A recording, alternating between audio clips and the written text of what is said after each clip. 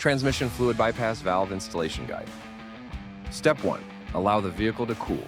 Slide off the plastic cover and remove the retaining clips. Set the retaining rings aside for reinstallation in another step. Step 2. Remove the bolt securing the factory bypass valve to the transmission. Step 3. Disconnect the transmission lines and remove the factory bypass valve. Step 4.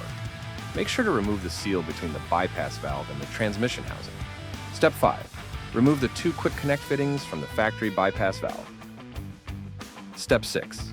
Install the quick connect fittings with the retaining clip onto the PPE bypass valve. Step 7. If reusing the factory seal, clean thoroughly and install on the PPE valve. Alternatively, replace the factory seal with 2 PPE compound washers. Compound washers are sold separately. Step 8. Check the tighten the service plug to 12 to 15 pound-feet. Step 9. Install the PPE bypass onto the transmission and tighten with the bolt removed in Step 2. Step 10. Reconnect the factory transmission lines into the quick connect fittings. Then reinstall the plastic cover. Installation complete.